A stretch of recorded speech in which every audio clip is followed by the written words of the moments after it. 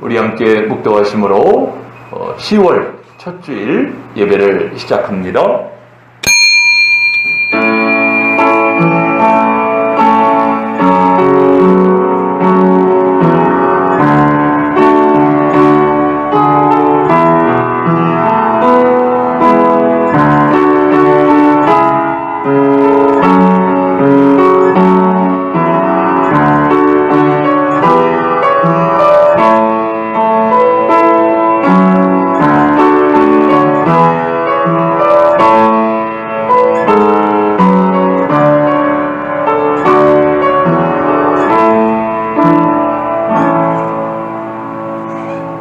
세상과 역사를 주관하시고 모든 사람의 심령을 통촉하시는 아버지 하나님, 저희들 하나님의 은혜 가운데 지난 한 달 살게 하시고 오늘 10월 첫 주일을 맞이하며 감사와 찬양과 영광을 주님께 돌려드립니다.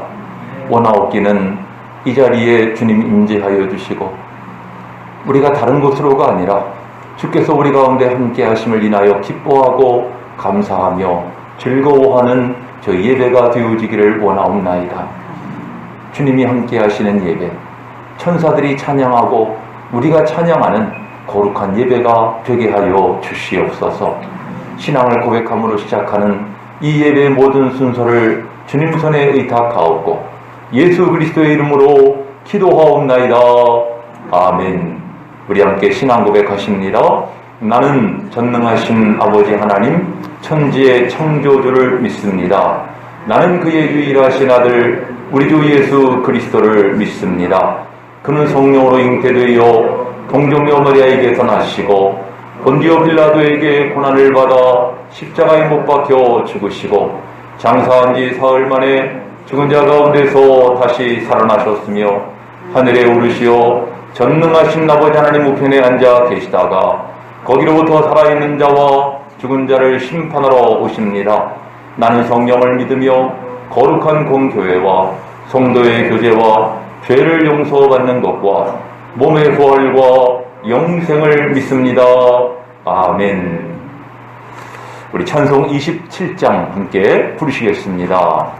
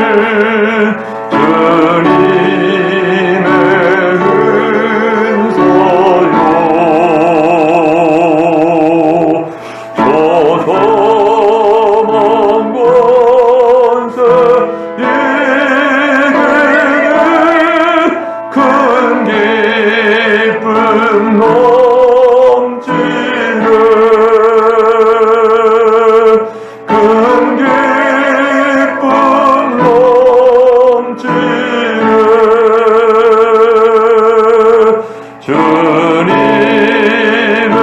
보좌 있는 것 저런 몸 이르러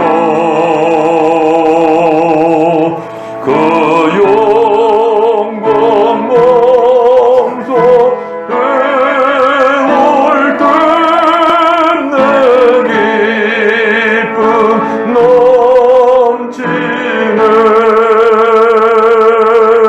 내 기쁨 넘치네 아멘.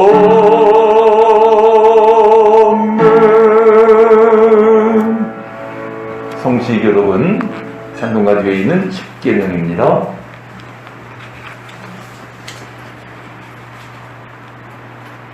하나님이 이 모든 말씀으로 말씀하여 이르시되 나는 너를 애굽 땅 종되었던 집에서 인도하여 낸 내 하나님 여호와니라. 제 일은 너는 나 외에는 다른 신들을 내게 두지 말라. 제 이는 너를 위하여 새긴 우상을 만들지 말고 또 위로 하늘에 있는 것이나 아래로 땅에 있는 것이나 땅 아래 물속에 있는 것에 어떤 형상도 만들지 말며 그것들에게 절하지 말며 그것들을 섬기지 말라. 제3은 너는 내 하나님 여호와의 이름을 망령되게 부르지 말라. 제3은 안식일을 기억하여 거룩하게 지키라. 제5는 내 부모를 공경하라. 제6은 살인하지 말라. 제7은 간음하지 말라. 제8은 도둑질하지 말라. 제9는 내 이웃에 대하여 거짓 증거하지 말라. 제10은 내 이웃의 집을 정하지 말라. 예수께서 이르시되 내 마음을 다하고 목숨을 다하고 뜻을 다하여 주 너희 하나님을 사랑하라 하셨으니 이것이 크고 첫째 되는 계명이요 둘째도 그와 같으니 내 이웃을 내 자신같이 사랑하라 하셨으니 이 두 계명이 온 율법과 선지자의 강령이니라. 아멘. 우리 한 주간의 삶을 돌아보면서 참회의 기도 드리시겠습니다. 사랑하시는 아버지 하나님, 저희들 주 앞에 설 때에 하나님 우리 자신을 돌아봅니다.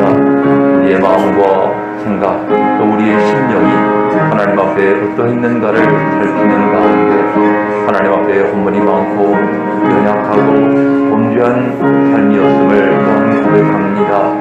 이 시간 저희들의 연약한 것들, 저희들의 허물되고 죄된 것들을 예수 그리스도의 십자가의 보혈로 씻어주시고 정결케 하여 주시옵소서. 하나님의 은혜와 성령의 임재하심, 우리와 함께 하시는 그 하나님의 긍휼하심을 체험케 하여 주시고 아버지 하나님 우리가 이로 말미암아 하나님께 찬양과 영광을 돌리는 저희들 되어지기를 원하옵나이다. 주님 영광 받으시고 저희의 심령을 거룩하게 하옵시며 저희 가운데 하나님의 크신 은혜를 입혀 주시옵소서.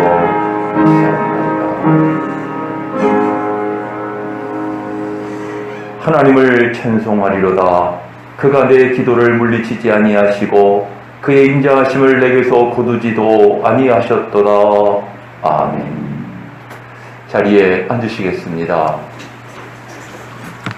찬송 490장 함께 부르시고 이미선 권사님 기도 인도하시겠습니다.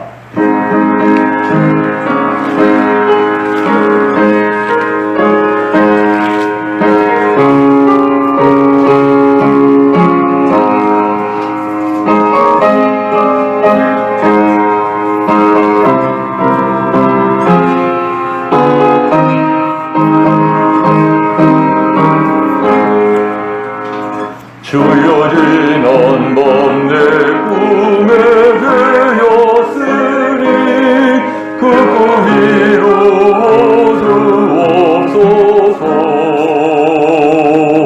밤과 아침 내 계시로 보여주소. 항상 은혜를 주옵소서. 나의 놀라운 꿈 정녕 나있기는 장차 그 은혜 받을 편이 나의 놀라운 꿈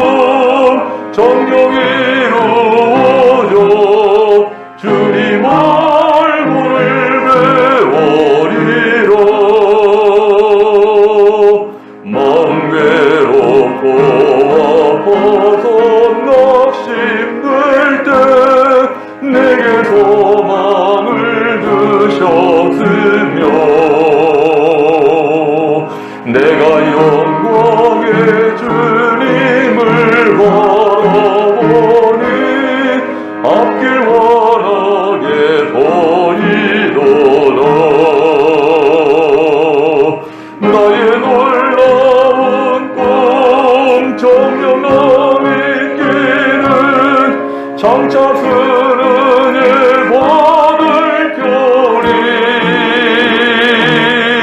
나의 놀라운 꿈 정령 이루어져 주님 얼굴을 배우리라. 세상 풍조는 나날이 변하여도 나는 내 믿음 지키리니. 인생 살다가 죽음이 꿈 같으나 오직 내 꿈은 잠되리라. 나의 놀라운 꿈 정령함 있기는 장차 그는 예반을 펴리. 나의 놀라운 꿈 정령 이루어져 주님 얼굴을 배우리라.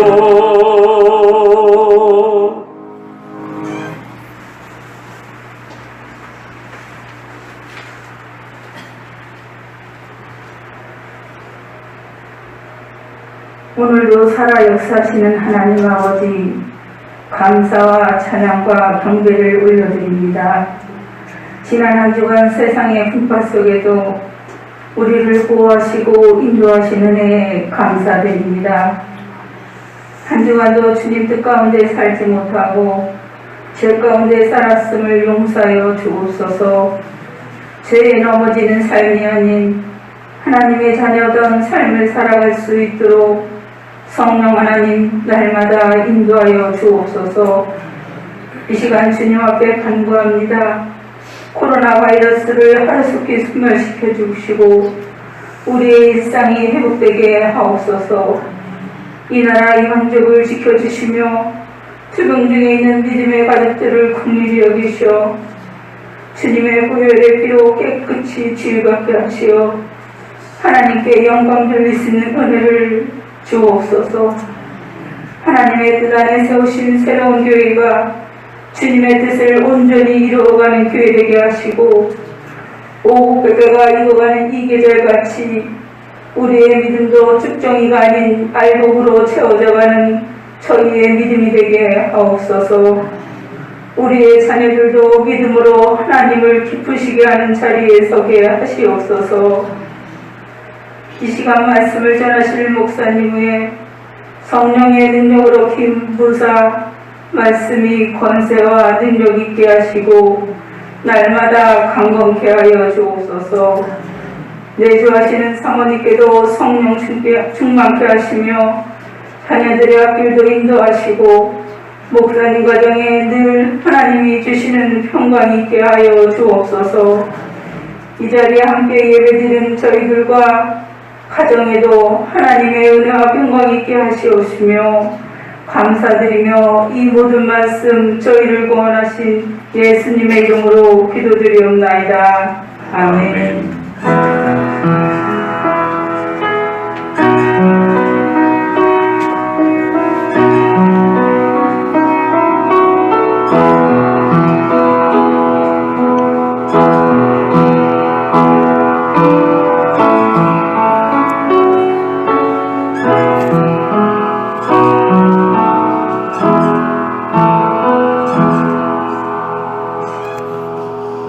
이 시간 우리에게 주시는 하나님 말씀 창세기 12장입니다.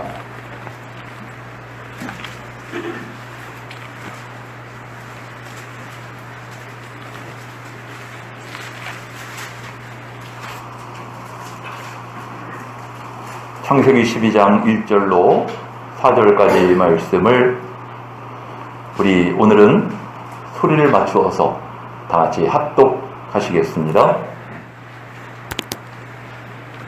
우리 함께 합독하십니다. 여호와께서 아브라함에게 이르시되 너는 너의 고향과 친척과 아버지의 집을 떠나 내가 내게 보여줄 땅으로 가라. 내가 너로 큰 민족을 이루고 내게 복을 주어 내 이름을 창대하게 하리니 너는 복이 될지라. 너를 축복하는 자에게는 내가 복을 내리고 너를 저주하는 자에게는 내가 저주하리니 땅의 모든 족속이 너로 말미암아 복을 얻을 것이라 하신지라. 이에 아브라함이 여호와의 말씀을 따라갔고 롯도 그와 함께 갔으며 아브라함이 하란을 떠날 때에 75세였더라. 아멘. 이 시간에는 하나님의 비전 이런 제목으로 말씀을 전합니다. 하나님께서 저와 여러분에게 큰 은혜 주시기를 원합니다. 비전이라는 말은 한마디로 내다보이는 미래 상황, 즉 미래의 상을 뜻한다고 할 수 있습니다. 오늘 우리가 살고 있는 시대에 우리 사회에 흔하게 쓰여지는 말이지요. 이 말이 교회적으로, 영적으로, 또 신앙적으로 쓰일 때는 조금 차원이 다른 것 같습니다. 제가 처음 담임 목회를 했을 때 이 말을 참 좋아했고요. 많이 애용했습니다. 교회의 전략 또는 목회의 방향이나 목적 그걸 나타내는 말로써 교인들에게 어필을 했고 또 교회에 달성해야 될 목표를 교인들에게 명시하는 그런 용어였습니다. 심지어는 교회나 사람들을 볼 때에도 비전이 있느냐 없느냐 또 비전이 있다면 어떤 비전을 갖고 있느냐 하는 것을 중요시 했던 것입니다. 그때만 해도 이 비전이라고 하는 것을 어떤 능력 또는 꿈의 역량, 가능성 이런 식으로 많이 생각을 했던 것 같아요. 성경은 하나님의 비전의 책이지요. 또 비전을 받은 사람들의 이야기를 담고 있습니다. 중요한 것은 하나님께서 사람에게 비전을 주시는 하나님의 비전이라는 사실이지요. 인간이 스스로 세우는 비전이 아니라 하나님이 주시는 환상인 것입니다. 그런 점에서 이 세상의 비전과는 차원이 다른 것입니다. 가끔씩 우리 신앙의 세계에 이 하나님의 비전과 사람의 비전이 서로 충돌하는 경우가 있는 것을 보게 됩니다. 그 대표적인 예가 사도행전 16장이지요. 아주 열정이 충만했던 사도 바울의 비전은 아시아 선교였어요. 또 아시아를 넘어 비두니아를 선교하는 것이 바울의 비전이었습니다. 하지만 하나님의 비전, 성령의 비전은 달랐어요. 사람이 생각지 못한 바다를 건너 유럽 대륙을 선교하는 것이 하나님의 비전이었던 것입니다. 그리고 우리가 아는 것처럼 사도행전의 흐름은 바로 성령의 비전을 따라간 것을 볼 수가 있지요. 그러니 내가 원하고 내가 바라고 내가 소망하는 비전이 아니라 하나님이 원하시고 하나님이 기뻐하시는 그 비전을 우리가 바라봐야 되고 그 비전에 집중해야 할 줄로 믿습니다. 오늘 본문은 하나님의 비전을 나타낸 말씀이에요. 하나님이 한 사람 아브라함을 택하시고 그에게 비전을 주셨습니다. 이 비전의 핵심이 무엇입니까? 하나님이 택하신 땅을 아브라함과 그의 자손에게 유업으로 주신다는 것이죠.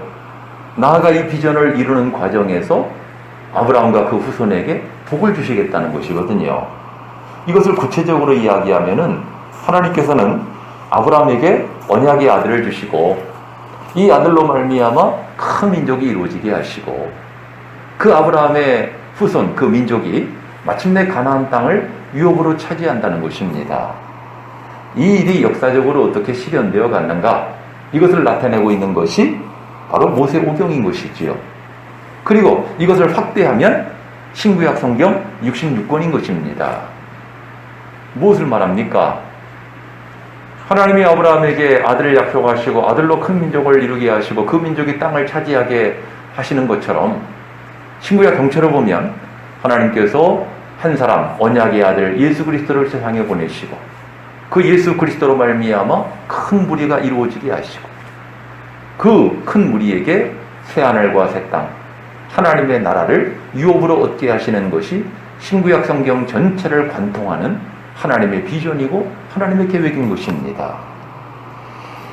여러분들 아브라함의 일생을 보면 중요한 시기마다 하나님은 이 비전을 반복적으로 말씀하십니다. 아브라함만이 아니에요. 아브라함의 아들 이삭도 또 이삭의 아들 야곱도 하나님께서 이 똑같은 비전을 반복적으로 말씀하십니다. 이것을 보면 하나님이 이 비전을 얼마나 귀하게 여기시는가 하는 것을 알 수가 있고요. 한 걸음 더 나아가서 하나님의 이 비전은 갑자기 하룻밤 사이에 생겨난 발상이 아니고 오랜 시간을 두고 하나님이 계획하시고 하나님이 섭리하시는 하나님이 맹세로 보증하시는 그런 하나님의 언약의 비전이었던 것입니다. 그렇다면 여러분들 이 아브라함과 이삭과 야곱에게 주셨던 이 비전, 이것이 오늘 이 시대를 살아가는 우리에게 무슨 의미가 있을까요? 아브라함과 같은 믿음을 가진 우리에게도 유효하다는 것이죠. 궁극적으로는요, 우리가 이 새하늘과 우리 성도들이 새하늘과 새 땅을 유업으로 얻게 된다. 이것이 비전의 궁극적인 목적이지만, 그러나 현실적으로 보면은요, 우리가 살아가는 삶의 현장에서 또 교회와 신앙의 현장에서 이 비전의 말씀은 그대로 이루어진다는 것입니다. 하나님께서 아브라함의 후손들에게 비전을 주신 것처럼 오늘 우리에게도 차지해야 될 땅이 있고 또 번성해야 할 성도의 영역이 있는 줄로 믿습니다. 하나님은 섭리 가운데 우리 교회를 약 6개월 전에 이곳에 세우셨어요. 참 이 터전을 허락하신 하나님, 그 하나님께서 이 터전에 우리를 심으시고 우리에게 기업으로 주시고 우리를 번성케 하실 줄로 믿습니다. 아멘. 여러분도 믿으시죠? 아멘. 아멘입니다. 자, 그러면은 이 비전을 받은 아브라함과 이삭과 야곱은 어떤 삶을 살았는가? 이 비전을 이루기 위해서 그들에게 요구되는 역할과 자세는 무엇이었는가 하는 것을 좀 우리가 살펴봐야 되겠는데요. 그 첫 번째는 바로 모험과 도전입니다. 모험과 도전. 오늘 본문 1절을 보시면은 하나님이 아브라함에게 이르시되 너는 너의 고향과 친척과 아버지의 집을 떠나 내가 네게 보여줄 땅으로 가라 그러셨어요. 즉 하나님의 비전을 이루기 위해서 아브라함에게 두 가지 임무가 주어진 것입니다. 그 첫 번째는 뭐예요? 너의 고향과 친척과 아버지의 집을 떠나라는 것입니다. 여러분들 이 시대에 이것은 굉장히 쉽지 않은 일이에요. 이 당시는 부족 사회였기 때문에요. 그 일가 친족이 함께 모여 살아야 이방인들이나 침입자들로부터 보호할 수가 있거든요. 일단은 사람 수가 많아야 되는 거죠. 그러니까 이게 서로 떨어져 나간다는 것은 굉장히 위험한 일인 거죠. 게다가 정든 고향, 또 아버지의 형제들을 떠난다라고 하는 것은 이건 모험일 수밖에 없는 것입니다. 그리고 또 한 가지는 뭐예요? 내가 네게 보여주는 땅으로 가라는 것이에요. 아브라함에게 주어진 땅이 어디입니까? 가나안 땅. 원주민들이 살고 있는 곳. 그들은 공동체를 이루고 살아가고 있는데 아브라함은 단출한 가정이란 말이죠. 그 아브라함은 나그네 생활, 객지 생활을 하면서 늘 위협과 불안 속에 살아갈 수밖에 없었어요. 여러분들 실제로 창세기를 읽어보면은요, 아브라함의 일생의 삶은 끝없이 불안했고 두려움으로 가득했던 것을 볼 수가 있습니다. 오죽하면 창세기 15장에서 하나님이 이상 중에 아브라함에게 나타나셔가지고 아브라함아 너는 두려워하지 말라 하실 정도였겠습니까? 여러분들 이 가나안 원주민들이 사는 곳에서 살아갈 때는 어떤 불이익을 당할 수도 있고 손해를 볼 수도 있고요. 거기 사는 원주민들과 때로는 충돌하게 되고 때로는 마찰하게 되고 때로는 그들에게 빼앗기기도 하고 가서 전쟁을 치러야 되기도 하고 이런 삶을 살았단 말이죠. 그러니 아브라함의 일생은 모험과 도전의 삶이었던 것입니다. 무엇을 위한? 하나님의 비전을 이루기 위한. 여러분들 아브라함의 아들 이삭도 마찬가지죠. 창세기 26장을 보시면은 이삭의 시대에 가나안 땅에 기근이 들었어요. 여러분, 하나님이 언약하신 약속의 땅인데 왜 기근이 듭니까? 늘 풍년이 돼야지. 게다가 이 이삭은 가나안 땅에 임한 기근을 피하기 위해서 블레셋 땅을 경유해서 애굽으로 내려갈 계획을 세우고 이제 블레셋 땅에 속한 그랄 지역까지 이주했단 말이죠. 근데 거기에 하나님이 찾아오셨어요. 이삭에게 찾아오셔서 이삭아, 너 애굽으로 내려가지 말아라. 내가 내게 지시하는 이 땅에 머무르라 그랬어요. 여러분들, 이삭에게는 모험이고 도전이에요. 이 블레셋 가나안은 흉년이 들었고 이 블레셋 땅은 위험한 땅입니다. 아니나 다를까 성경을 보면 그 블레셋에 거주하는 사람들이 이삭의 아내가 아리답다 보니까 이삭의 아내를 탐하는 거예요. 오죽하면 이삭이 자기의 생명을 잃어버릴까 두려워가지고 아내를 하지 못하고 자기 누이라고 그랬어요. 아내로 인하여 나를 죽일까 하여서. 얼마나 불안하고 얼마나 두려운 상황인가를 알 수가 있겠죠. 오죽하면 그랬겠습니까? 여러분들, 이런 위기 삶을 살면서도 무엇을 위함이에요? 하나님의 비전을 지키기 위함인 것입니다. 떠나면 간단해요. 떠나면 그런 일 당할 수도 없어요. 당할 필요도 없어요. 하지만 하나님이 말씀하셨기 때문에, 하나님이 비전을 보여주셨기 때문에 이삭은 그 자리를 지킨 것입니다. 여러분들, 참 이렇게 이 비전을 이룬다는 것이 참 이런 어려움을 각오해야 한다는 것이지요. 야곱은 또 어떻습니까? 이삭의 아들 야곱, 그도 형의 낯을 피하여 도주하던 가운데 베델에 이르러 밤을 보내게 되었는데 그 밤에 꿈속에 하나님이 나타나셨어요. 하나님이 야곱에게 비전을 주셨습니다. 어떤 비전입니까? 야곱아, 내가 누워있는 땅을 내가 너와 네 자손에게 줄 것이다. 그러면서 하나님이 야곱에게 내가 너와 함께 할 것이다. 내가 너를 버리지 않을 것이다. 내가 너를 떠나지 않을 것이고 너와 함께 할 것이다. 이렇게 비전을 받았단 말이에요. 그 야곱이 하나님의 비전을 받고 이제 머나먼 북쪽 지역 바단 아람의 외삼촌의 집에 가서 20년에 걸친 타향살이를 하게 되었는데요. 근데 야곱이 살아간 삶을 보니까 외삼촌의 집에서 박대를 당하고 또 심지어는 그의 품삯이 10번이나 바뀌었다는 겁니다. 품삯이 10번이나 바뀌었다는 얘기는 월급이 올라갔다는 얘기입니까? 떨어졌다는 얘기입니까? 당연히 깎였다는 얘기죠. 10번이나 깎였어요. 야곱은 어떻게 일했습니까? 낮에 더위를 무릅쓰고 밤에 추위를 무릅쓰고 눈 붙일 겨를도 없이 잠잘 사이도 없이 일했다고 그랬어요.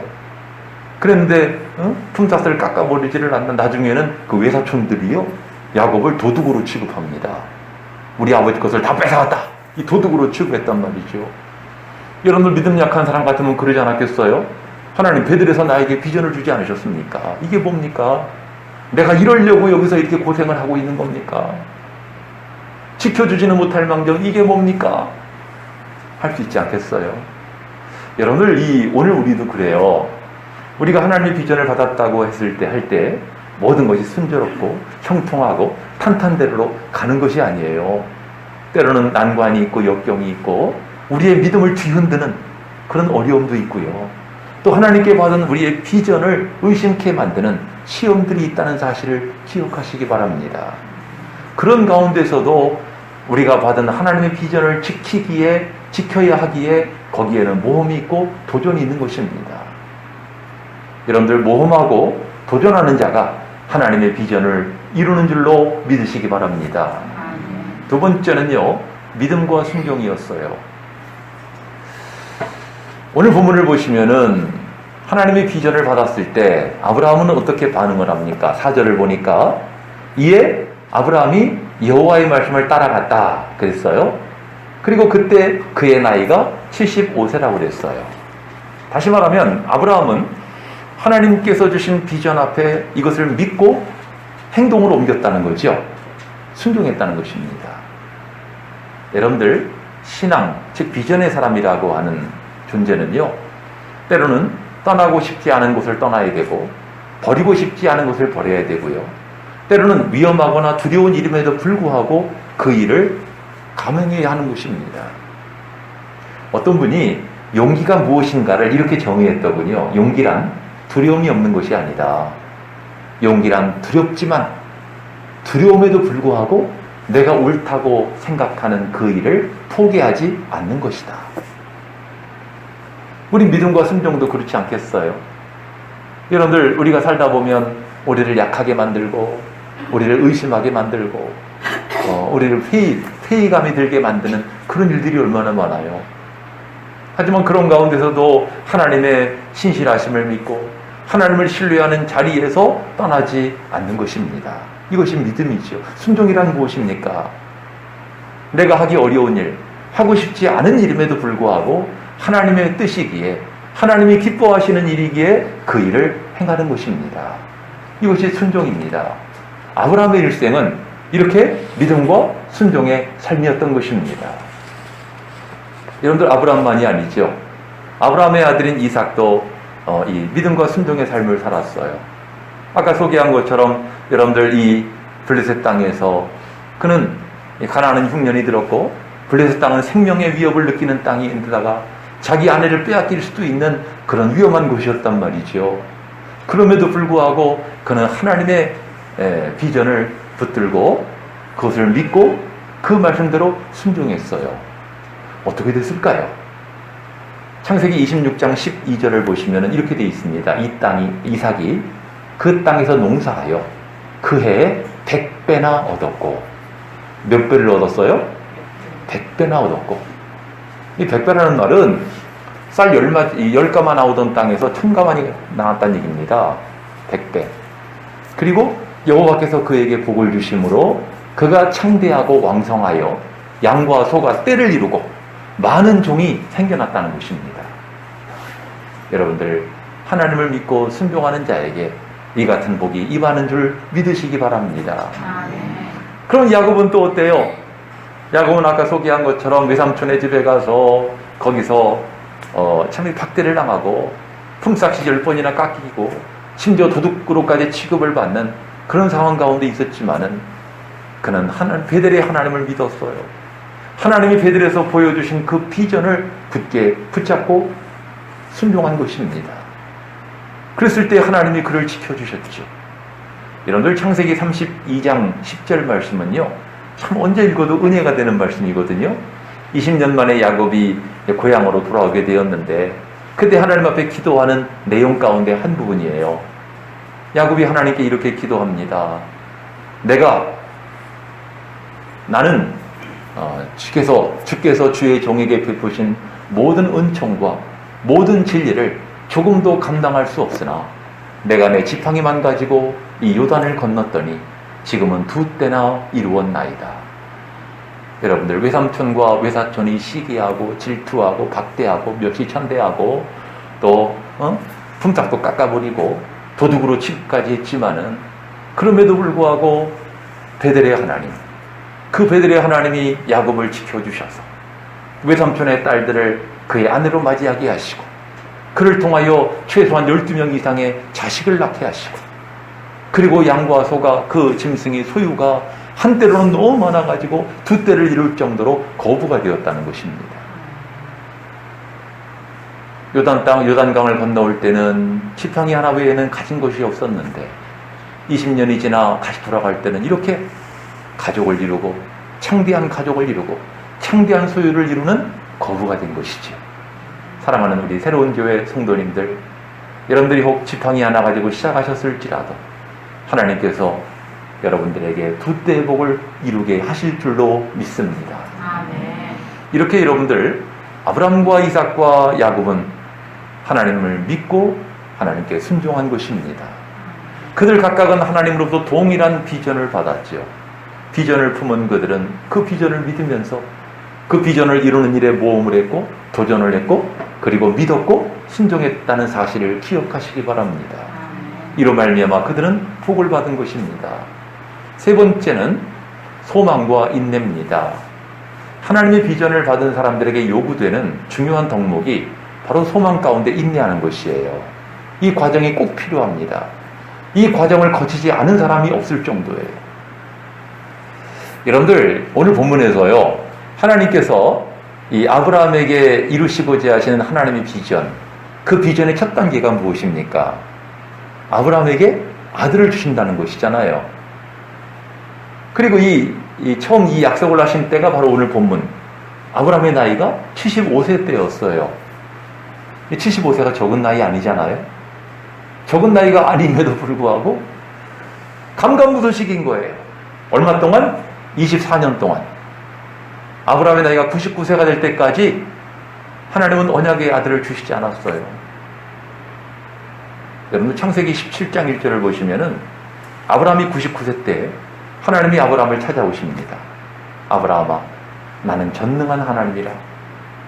너는 내 앞에서 행하여 완전하라. 하시면서 아브라함에게 내가 내게 아들을 줄 것이다. 이 또 이야기를 또 하는 거예요. 아브라함이 엎드려서 이렇게 대답합니다. 하나님, 웃으면서 말하길, 하나님, 제 나이가 100세입니다. 제 아내는 지금 90세입니다. 여성으로서의 기능이 이미 오래전에 사라진 여성입니다. 아니 100세 된 사람이 무슨 자식을 낳습니까? 하나님, 오래전에 태어난, 여종을 통해서 태어난 이스마엘이나 잘 살기를 원합니다. 그랬단 말이에요. 하나님께서 아브라함에게 뭐라고 말씀하세요? 내년 이맘때에 내 아내 사라가 너에게 아들을 낳아줄 것이다. 너는 그의 이름을 이삭이라고 하라. 여러분들, 우리가 믿는 하나님은 가능성 제로의 완전한 불가능의 상황에서 역사를 이루시는 분이십니다. 정말 이 아브라함이 100세가 되었을 때 아들이 태어난 거예요. 정말 기네스북에 올라갈 일이죠. 여러분들, 하나님의 비전은 반드시 이루어짐을 믿으시기 바랍니다. 이것을 목격했을 때, 체험했을 때 아브라함은 하나님을 어떤 하나님을 믿게 되었다는 거예요? 로마서 4장 17절, 아브라함이 믿은 바 하나님은 죽은 자를 살리시며 없는 것을 있는 것으로 부르시는 이시니라. 여러분들, 아브라함은 이처럼 하나님 주신 약속 앞에 소망을 가지고 인내한 것입니다. 또 아브라함의 아들인 이삭도 그의 삶을 보면은 참 소망 가운데 인내의 삶을 살았지요. 야곱은 말할 거 없죠. 야곱은 환난의 대명사 아닙니까? 야곱의 일생 전체가 환난이에요. 환난의 삶을 살았지만 그런 가운데도 늘 베델의 비전을 마음에 품고 소망 가운데 인내한 것을 우리가 보지 않습니까? 그래서 아브라함과 이삭과 야곱은 하나님께 복을 받았어요. 그런데 여러분들, 이 아브라함과 이삭과 야곱에게 임한 이 공통의 비전, 이 궁극의 비전, 이것이 이루어지는 일에 가교 역할을 한 사람이 바로 야곱의 11번째 아들인 요셉입니다. 요셉이야말로 진정한 비저너리였어요. 여러분들, 요셉은 17살의 나이에 하나님께로부터 비전을 받게 됩니다. 이 요셉도 그의 열조와 똑같이 모험하고 도전하는 삶을 살아야 됐고요. 믿고 순종하는 삶을 살아야 됐고요. 소망 가운데 인내하는 삶을 살아야 했습니다. 요셉도 그 오랜 기간의 환난을 거친 후에 애굽의 총리가 되지 않습니까? 요셉이 애굽의 총리가 돼서 한 일이 뭐예요? 하나님께서 아브라함에게 언약하신 그 언약을 이루기 위해서 아브라함의 자손들을 애굽으로 이끌어드립니다. 이 일은 이미 오래전에 하나님이 아브라함에게 언약하신, 예고하신 내용이었어요. 그리고 하나님의 비전대로, 하나님의 언약대로 그 아브라함의 자손들, 이스라엘 백성들은 그 애굽에서 400년을 지나는 동안에 큰 민족이 됩니다. 비록 그들이 학대를 받았지만 하나님이 보내신 구원자 모세를 통해서 구출이 되었고, 마침내 하나님이 아브라함에게 언약하신 가나안 땅을 유업으로 얻게 된 것입니다. 하나님의 비전이 이루어진 것이죠. 여러분들, 오늘 우리가 살고 있는 시대는 성경 인물들이 살았던 시대와는 물론 달라요. 하지만 그들에게 해당되었던, 그들에게 적용되었던 영적 원리, 비전의 원리는 지금 우리와 똑같다는 것입니다. 우리는 하나님이 주신 비전의 땅을 차지해야지요. 또 하나님께서 우리에게 주신 비전을 따라 하나님의 백성들, 영적 후사들이 번성케 되어야 할 줄로 믿습니다. 이를 위해서 우리가 해야 될 일이 뭐예요? 지금까지 여러분들에게 소개한 것처럼 우리도 모험과 도전의 자세를 가져야 돼요. 믿음과 순종의 모습을 보이시기 바랍니다. 나아가 소망 가운데 인내하시는 여러분들 되시기를 바랍니다. 그런데요, 여기서 이 하나님의 비전을 받은 사람들이 조심해야 될 장애물이 있다는 사실을 기억하시기 바랍니다. 장애물. 그 첫 번째는요, 인간적인 계산 또는 그 반대로 아나무인의 자세를 조심해야 됩니다. 여러분들, 하나님께서 신령한 비전을 주셨는데 그것을 인간적으로 계산을 해서 뭐 된다 안 된다 속단을 하는 그런 우를 피해야 하는 것입니다. 만약에 우리가 어떤 비전에 대해서 인간적으로 계산을 하고 눈에 보여지는 현실적인 상황을 생각해서 그것으로만 판단하려고 한다면은 거기에 무슨 모험이나 도전이 필요하겠으며 거기에 무슨 믿음이 필요하겠어요. 다 이루어질 것 같은 일을 우리가 하고 되어질 것 같은 일을 한다면은 모험, 도전 이런 거 필요 없어요. 믿음 이런 거 필요 없습니다. 아무리 불가능해 보이는 상황이라 할지라도 이 비전이 정말 확고하다면 신중하게 이것을 생각하고 이 비전이 하나님께로부터 온 것이 확실하다면 우리는 이 비전을 이루는 일에 모험을 해야 되고 도전을 해야 되고 믿고 순종해야 합니다. 그럴 때 우리는 비전을 이루는 자들이 될 수가 있다는 사실이죠. 또 반대로요, 이 아나무인의 자세, 소위 무대뽀의 자세를 조심해야 되는데요.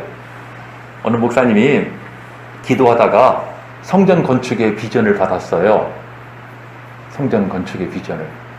그 다음부터 이 목사님은 물불을 안 가리고 적극적으로 야, 우리 성전 건축해야 된다. 이건 우리 하나님이 우리에게 주신 비전이다 하고 밀어붙인 겁니다. 어떻게 됐을까요? 교회가 위기에 처하게 됐어요. 성도들이 떠나고 교회 존립 자체가 위태로워진 거예요. 왜 이렇게 된 걸까요? 비전을 잘못 받은 것입니까? 오히려 그 비전이 하나님의 비전일 수 있어요. 그 문제가 무엇입니까? 너무 조급하게 성급하게 했다는 것입니다. 하나님이 주신 비전을 오랜 시간을 갖고 하나님께 기도하면서 하나님의 지혜를 구하면서 성도들의 상황을 보아가면서 그러면서 천천히 일을 추진했어야지. 그거를 그저 하나님 비전이라고 밀어붙이면 이게 될 일도 안 된다는 말이 있지요. 여러분들, 우리가 성경을 보면은요, 우리가 믿는 하나님도요, 하나님 비전을 이루시는데 굉장히 오랜 시간 기다리십니다. 인내하셔요. 1000년을 하루같이 기다리시는 분입니다. 하나님도요, 사람 봐가면서 그 사람 된 대로 일하시는 분이에요. 무대뽀로 아나무인으로 밀어붙이시는 분이 아닙니다.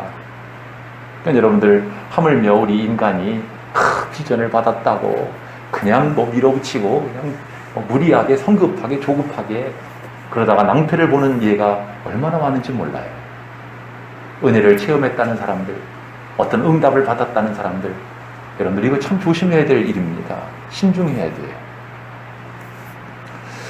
여러분들, 비전이 얼마나 중요합니까? 하지만 지금 소개한 것처럼 우리가 그것을 인간적으로만 계산하려고 하는 일도 피해야 되고요. 반대로 조급하게 무대뽀로 아나무인으로 밀어붙이는 것도 조심해야 됩니다. 하나님의 일을 그르칠 수가 있어요. 장애물 두 번째는요, 하나님의 비전이 인간의 욕망을 이루기 위한 그런 수단으로 변질되는 것을 조심해야 됩니다. 여러분들, 하나님께서 비전을 주시는 목적은요, 하나님의 영광을 위해서예요. 그리고 순전하게 하나님의 뜻을 이루기 위함인 것입니다. 여기에 인간의 욕심이 개입이 되면 하나님이 기뻐하시겠습니까? 자, 하나님이 땅을 주신다고 그랬다. 이 땅을 현실적으로 적용해 본다면은 우리가 원하는 어떤 계획의 성취를 뜻한다고 볼 수가 있고요. 또 하나님이 내가 내게 많은 자손을 주겠다, 번성케 하겠다 하는 이 약속을 현실적으로 적용한다면 우리 사업이 번창하거나 교회가 부흥하거나 또는 우리의 가정이 형통하거나 그런 식으로 적용해 볼 수도 있어요. 그렇다고 해서 이 하나님의 비전을 인간의 욕망을 이루기 위한 도구로 변질해서는 안 된다는 것입니다. 또한 이 하나님의 비전이 이루어졌을 때 그것을 무슨 텃새와 같이 변질된 모습이 되어서도 안 돼요. 여러분들, 이스라엘 백성은 아브라함의 자손이지요. 하나님의 비전이 이루어졌어요. 근데 예수님 시대의 이스라엘은 변질됐습니다. 하나님이 이스라엘에게 가나안 땅을 주시고 그들을 큰 민족을 이루게 하신 목적이 뭐예요? 오늘 본문에 나와 있죠. 창세기 12장 오늘 본문 3절에 보시면은 아브라함과 그 자손으로 하여금 천하 만민으로 복을 받게 하시기 위함이었거든요. 근데 이스라엘은 자신들이 아브라함의 육적인 후손이라고 하는 이것을 내세우면서 자기들만이 특별한 민족이고 자기들만이 선민이고 다른 민족은 다 개돼지 같은 것들이고 여러분들 이렇게 특수한 민족주의, 종족 우월주의, 배타주의에 사로잡히고 말았어요. 오죽하면 예수님도 그들을 향해 뭐라고 하세요? 하나님은 이 돌들로도 아브라함의 자손이 되게 하실 수 있느니라 이렇게 말씀하실 정도였습니다. 여러분 오늘 우리도 마찬가지입니다. 우리가 하나님으로부터 비전을 받았고 복을 받은 사람들 아니에요? 앞으로도 더 많은 복을 하나님이 주실 줄로 믿습니다. 그러면 그것을 주시는 목적이 뭐예요? 우리만 잘 먹고 잘 살고 우리 교회만 잘 되고 그러기 위해서 주시는 것 아니잖아요. 우리가 복을 받을 뿐만 아니라 우리를 통해서 다른 사람이 하나님의 복을 얻도록 하시기 위함인 거지요. 그런데 성도의 정체성이라고 하는 것은 하나님의 복의 수혜자일 뿐만 아니라 이 복의 통로, 전달자라고 하는 사실을 잊어서는 안 돼요. 이 복의 물줄기가 다른 사람에게도 흘러가도록 해야 한다는 것입니다. 꽁꽁꽁꽁 방파제를 만들고 이 물이 절대로 흔들어가서는 안 돼. 그러면 그건 하나님의 뜻을 남용하는 것이지. 여러분들 참 지금까지 여러분들에게 소개한 것처럼 우리는 하나님의 복을 받은 복의 수혜자들이요 또 복의 통로로서 하나님께서 우리를 부르신 줄로 믿습니다. 여러분들 하나님이 우리를 이곳에 부르셨어요. 이곳에 주님의 교회를 세우셨습니다. 우리는 하나님의 비전을 받은 사람들인 줄로 믿습니다. 지금까지 우리가 살펴봤습니다마는 이스라엘의 열조들 그들에게 하나님께서 비전을 주신 것처럼 오늘 우리도 하나님께서 우리에게 주시는 땅 또 우리의 많은 영적 후사들을 번성케 하실 것을 믿음으로 바라보시기 바랍니다. 또 나아가 이 일을 위해서 우리는 이스라엘 열조들처럼 모험과 도전의 자세를 갖고 믿음과 순종의 자세를 갖고 그리고 소망 가운데 인내하시는 여러분들 되시기를 바랍니다. 이것이 우리가 할 일이지요. 나아가 지금 여러분들에게 소개한 것처럼 이런저런 장애물들이 있다는 것을 기억하시고 조심하시기 바랍니다. 지난 주일날 말씀이었죠. 우리는 이 시대에 지금의 시대에 이 시대를 본받지 말고 예수 그리스도로 옷을 입고 빛의 갑옷으로 무장해야 할 줄로 믿습니다. 나아가 이 복의 전달자로서 주님의 복이 많은 지역사회에 죽어가는 심령들에게 흘러갈 수 있도록 우리가 역할을 감당해야 되겠지요. 여러분들 이 교회는 주님의 교회이고 동시에 여러분의 교회입니다. 저는 여러분들이 새로운 교회 교인이라고 하는 당당한 자부심을 좀 가졌으면 좋겠어요. 그렇죠? 우리가 오늘 말씀처럼 날마다 경건을 훈련하면서 그러면서 지난 수요일날 말씀이었는데요. 날마다 경건을 훈련하면서 이 시대의 진정한 하나님의 복의 수혜자요 복의 통로로서 진정한 비전너리 환상가들이 다 되시기를 주의 이름으로 축원합니다. 우리 찬송 부르시겠습니다. 찬송 505장 함께 부르시고 결단의 기도 드리시겠습니다.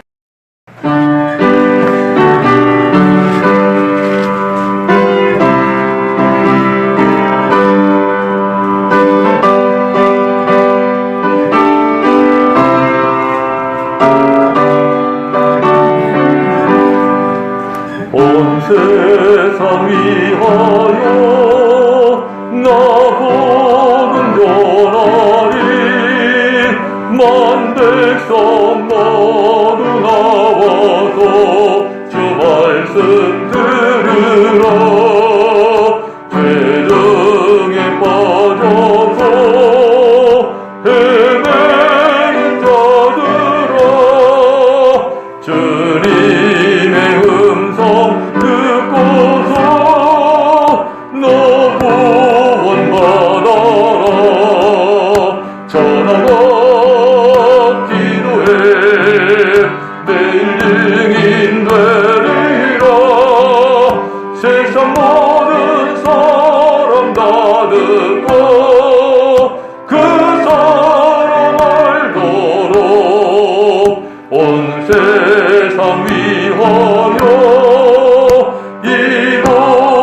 변하리.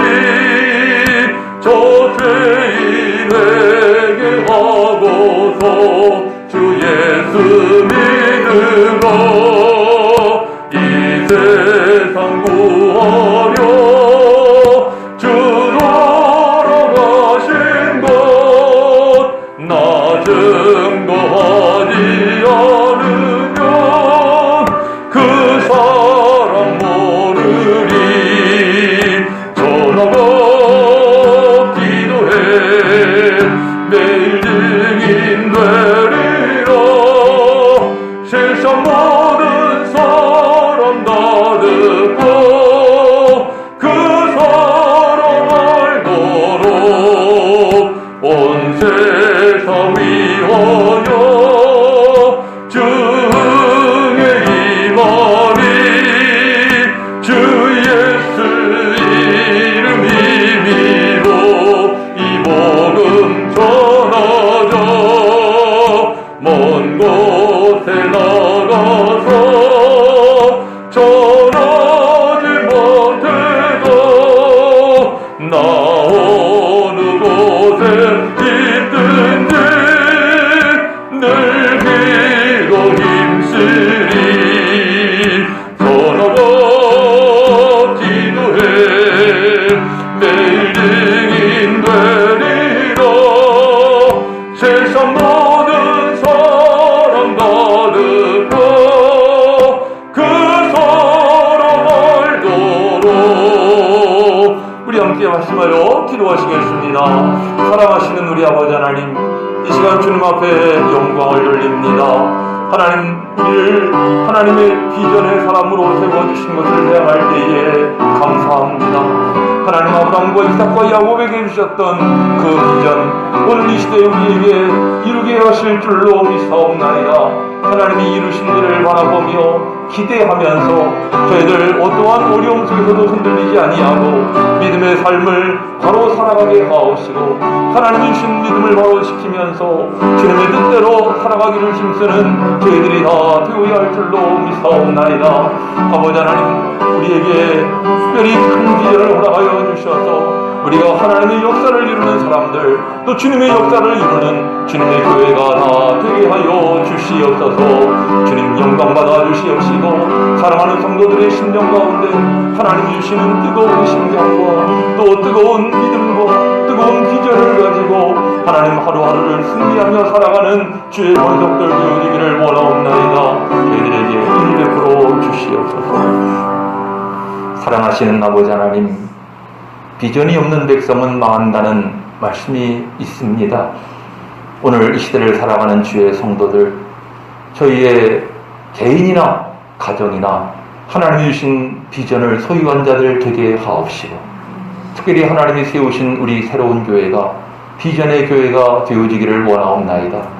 세상에 많고 많은 교회가 있지만 하나님께서 우리 교회에 비전을 주시고 우리 교회를 통하여 이루실 뜻이 있음을 믿사옵나이다. 하나님, 아브라함과 이삭과 야곱이 가졌던 그 신앙 자세 우리가 본받게 하옵시고, 하나님, 우리도 이 신앙을 따라 나아갈 때 하나님께서 우리에게 큰 복을 주시고 우리를 통하여 하나님의 큰 역사를 이루실 줄로 믿사옵나이다.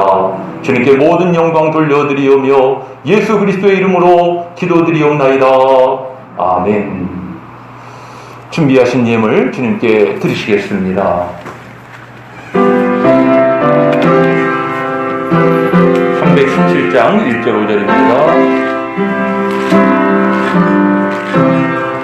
내 주 예수 주시는 예 한없건만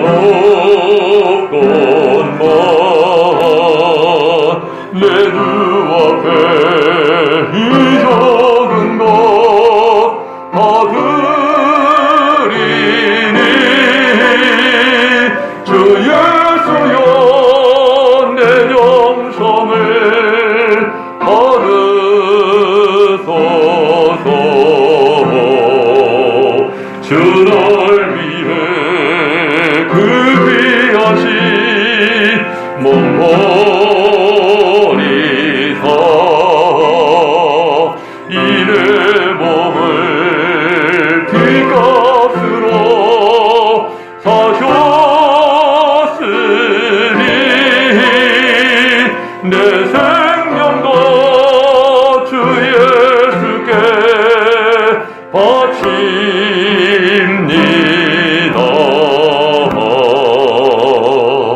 기도하시겠습니다. 하나님을 사랑하는 믿음의 권속들, 이 시간도 우리에게 주신 귀한 은혜와 복을 헤아려 여러 가지 명목의 예물을 주 앞에 드리옵나이다. 하나님, 이 예물이 하나님의 나라와 교회를 위하여 귀하게 쓰여지게 하시고, 예물 드린 심령들마다 하나님의 복의 사람들, 복을 많이 받고 복을 크게 전할 수 있는 주의 사람들 되어지기를 원하옵나이다. 저희의 가정이 든든히 세워지게 하시고, 저희의 생업이 복을 받게 하시고, 또 저희의 마음에 간절한 기도의 제목이 있사오니 하나님, 그 제목이 아름답게 이루어지기를 원하옵나이다. 하나님, 저희들 가운데 특별히 육신의 연약함으로 말미암아 고통받는 지체도 있습니다. 우리 주님 십자가에 피 흘리신 손으로 어루만져 주심으로 모든 병마가 물러가게 하시고 저희의 마음의 모든 고통이 사라지게 하여 주시옵소서.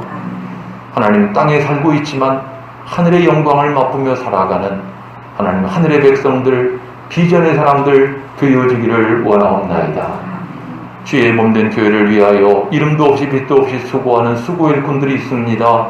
일일이 기억하여 주시옵시고, 하나님, 저희의 수고를 통해서 이 교회가 아름답게 성장케 하옵시고, 또 저희들의 수고의 손길이 더욱 힘있게 하셔서 저희 손으로 하는 범사가 복되게 하여 주시옵소서. 이 모든 각양 예물들, 헌신의 제물들 우리 주님 기쁘게 연락하시고 복 주심을 믿고 감사하오며 예수 그리스도의 이름으로 축복하며 기도하옵나이다. 아멘. 교회 소식을 말씀드리겠습니다. 오늘 2부 예배가 마치고 정기 재직회가 있습니다. 서리 집사님 이상 참석하시기 바랍니다. 남성도 모임이 이제 한 주 연기되어서 이번 주 토요일 날 10월 9일 날 오전 7시에 교회에서 모입니다. 우리 남성도 회원들 잊지 마시고 꼭 같이 참석하셔서 함께 예배드리고 함께 단합하는 시간이 됐으면 좋겠습니다. 중보기도 제목 누추보를 참고하시기 바랍니다. 우리 다 일어나셔서 53장 부르시고 축도로 마치겠습니다.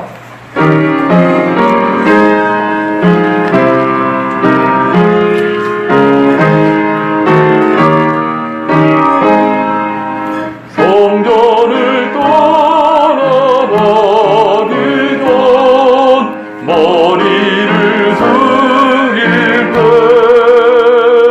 주께서 함께 계시고 복 내려 주소서. 집으로 돌아가는 길 주동에 하시고 내 모든 언행 심사를 다 지켜주소서. 거룩한 날이 다가고 저녁이 되도록 주 우리 맘에 빛 되사 늘 계시옵소서.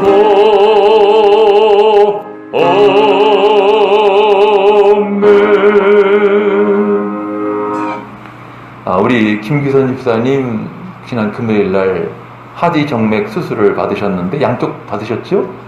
괜찮으신가요? 예, 건강하시기를 원하는 마음으로 박수 한번 보내주시기 바랍니다. 어제 퇴원하신 걸로 알고 있는데 하여튼 몸 관리 잘 하시기 바랍니다. 우리 끝나기 전인데 주변의 분들과 다시 한번 인사 나누시면서 한 주간 우리 승리합시다. 서로 인사 나누시겠습니다. 예, 우리 축도함으로 마치겠습니다. 머리 들고 성전을 떠나기 전에 하나님의 성령이시여 각 사람 위에 임하여 주시옵소서.